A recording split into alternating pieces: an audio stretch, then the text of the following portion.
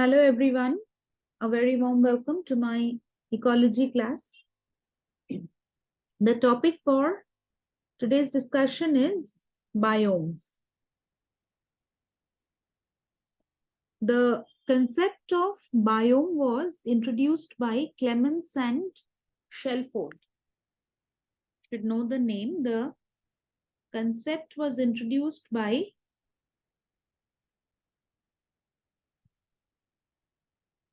Clements and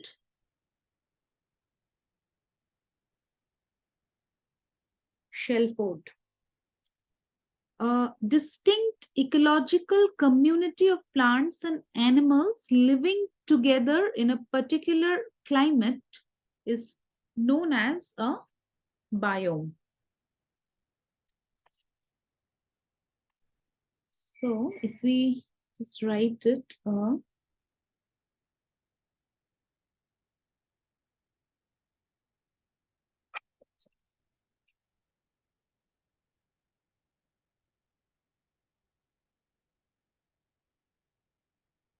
distinct ecological community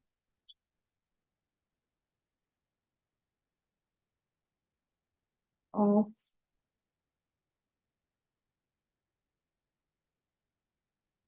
plants and animals, that is flora and fauna,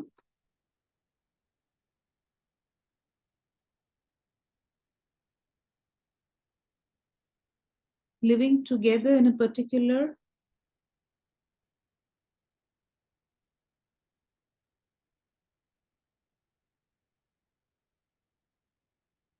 climate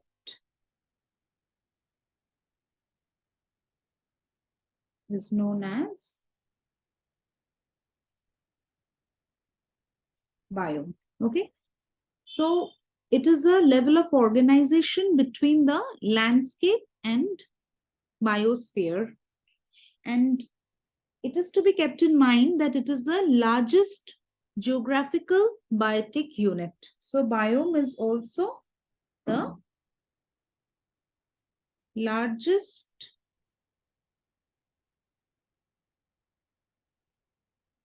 geographical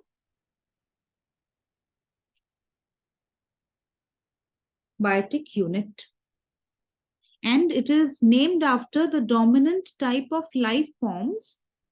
That means a particular region is named after the particular type of vegetation or the particular type of life form that occurs there.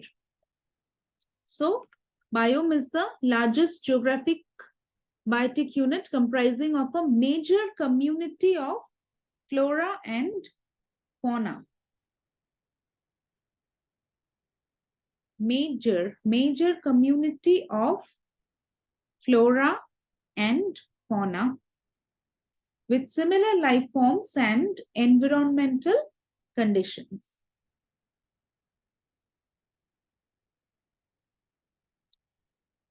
It includes various communities and is named for the dominant type of vegetation. Generally, it is named after the dominant type of vegetation. Thus, biomes are the life zones in which various communities of living organisms showing common types of environmental adaptation survive together. So this is the world map, and the different colors show the different biomes that exist in the world.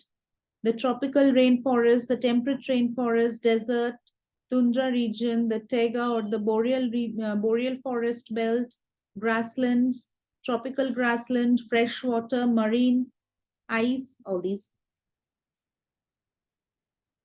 Biomes can, first and foremost, if we are classifying biomes, it can be classified into two major subclasses, the terrestrial biome and the aquatic biome. Aquatic biome can be further divided into freshwater and marine biomes.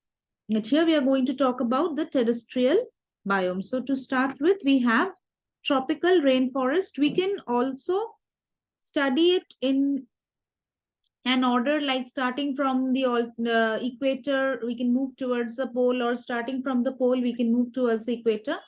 That order can also be followed, or else there is no such hard and fast rule that you will have to follow an order. You can go in any direction.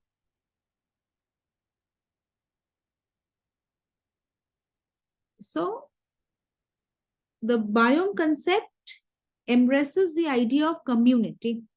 This should be kept in mind. It embraces the idea of community of interaction among vegetation, animal populations, and of course, the soil. So we'll start with tropical rainforest. Tropical rainforests are distributed in areas of the world near the equator and between the Tropic of Capricorn and Tropic of Cancer. So from the very word, we can understand that it is somewhere near the tropics. That is why we call it tropical rainforest. And they occur at low altitude zones, that is 23.5 degrees latitude of the equator, and is usually characterized by high temperature, high rainfall, and greatest diversity of species. See here, maximum terrestrial biodiversity is observed in this belt. This region receives heavy rainfall all around the year, around 2000 to 2250 millimeters, with no distinct dry season. Temperature ranges from 17 degrees Celsius to 25 degrees Celsius. This also keeps on varying throughout the year, and winter is absent. Winter here is absent.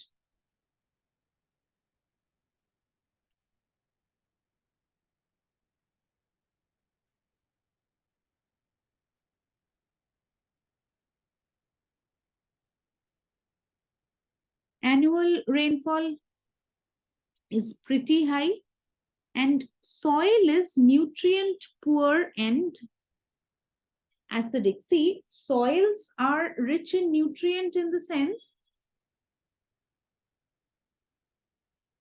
there are nutrients, but it gets leached out very easily. Since there is heavy rainfall, it gets leached out very easily. That is why the end result is that the soil becomes nutrient poor and it becomes acidic. Decomposition is rapid here, and the soil is subject to heavy leaching. Here, soil at the end becomes nutrient poor and is subject to heavy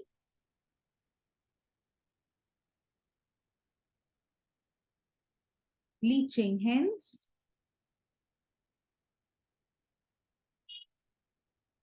nutrient poor. Vegetation is dominated by a continuous canopy of tall evergreen trees rising to 30 to 40 meters. And this is a zone of maximum terrestrial biodiversity. Take a look at these beautiful trees. The dominant plants are phanerophytes, trees, lianas, and epiphytes. See, the broad-leaved evergreen trees, ferns, large woody vines, and climbing plants, orchids, and bromeliads are commonly found here, other than this rubber tree, kapok tree, ramen tree. All these are quite frequently found here. Apart from the flora, we should also take a look at the diverse fauna here. The dominant wildlife includes herbivores such as sloths, tapirs,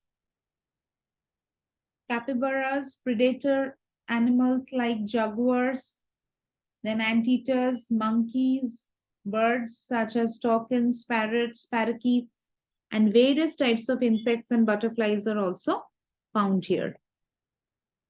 So next we'll move on to temperate zone, temperate evergreen forest. The temperate evergreen forests are characterized with mild winters. So these are the little points we should take a look at mild winters, heavy winter rains, and summer fog. These create conditions that support extremely tall evergreen forests. So the major conditions that lead to evergreen forests are mild winters, heavy winter rain, and summer fog. The temperate forests have a canopy of broad-leaved trees. Such forests occur between approximately 25 to 50 degrees latitude in both the hemispheres. Towards the polar region, they grade into boreal forests, which are dominated by evergreen conifers. So these are the beautiful vegetation that is observed there. These are the evergreen trees in the temperate belt. So the forests in the northern hemisphere are dominated by oaks, laurels, camphor. All these types of species are pretty dominant, while species of southern beech and eucalyptus dominate the south. Soil is fertile, enriched with decaying litter. Next, we'll move on to temperate deciduous forest. The temperate deciduous forest consists of trees that lose their leaves every year. So this is the basic difference between evergreen trees and deciduous trees. Evergreen trees are evergreen. They remain green throughout the year. They don't shed their leaves. But here, these trees shed their leaves.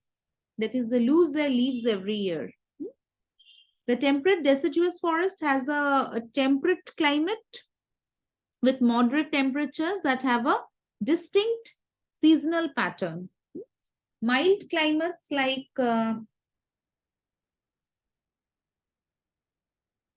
warm summers and cool winters and plentiful rains promote the growth of deciduous, that is hardwood forests in Eurasia, the northeastern United States and eastern Canada. It has 4 distinct seasons. They are winter, then spring, summer, and the fall season, that is autumn. Then winters are cold and summers are warm here.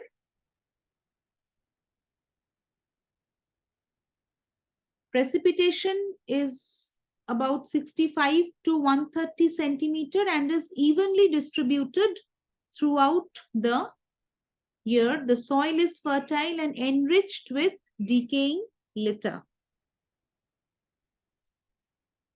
Next, we'll move on to the tundra biome, which is the coldest of all the biomes to be studied. The word tundra comes from the Finnish word for treeless land. There is no tree, treeless land. Tundra comes from the Finnish word for treeless land. There are 2 types of tundra: Arctic tundra found in the band around the Arctic Ocean and alpine tundra found high in mid-latitude mountains. Arctic tundra has a growing season of only 50 to 60 days and the average winter temperature is minus 34 degrees Celsius. Tundra is basically polar desert. In one word, we can say tundra is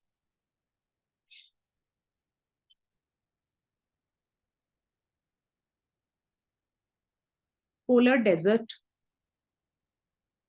The summer temperatures rarely exceed 12 degrees Celsius. It is too cold over there. And precipitation is also pretty low. But it's not limiting because of low evaporation rate. There are 2 main types of tundra, as I've already said, the Arctic tundra and the alpine tundra. The alpine tundra is found high on the mountains. It is characterized by permanently frozen deeper soil called the permafrost. Right? Permafrost. Plant life consists of grasses, sedges, and lichens over there. Lichens, especially the reindeer moss, and trees are completely absent. There is a thin layer of soil above the permafrost that doesn't thaw, that does thaw in summertime. When the temperature is little high, it does thaw, but it is not deep enough to support the growth of trees. Soil should be deep enough for the roots to grow well. This soil is not deep enough to support the growth of trees. So as I've just said, lichens, mosses, grasses, and a few woody shrubs are the most common plants in the Arctic tundra.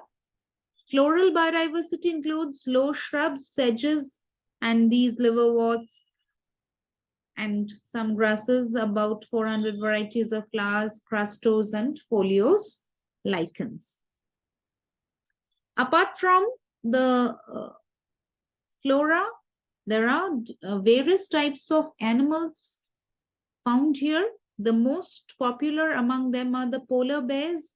The fauna in the Arctic is also diverse, herbivores that includes lemmings, voles, caribou, Arctic hares, and squirrels. Carnivorous mammals are also there, Arctic hawks, wolves, and polar bears. Migratory birds like ravens, snow buntings, falcons, loons, sandpipers, terns, all these are present. This is the picture of a Siberian wolf. Next, we'll move on to temperate grassland. Temperate grasslands are characterized as having grasses as their dominant vegetation. So dominant vegetation is grasses. Trees and large shrubs are absent here. Rainfall ranges between 30 to 85 centimeters per year.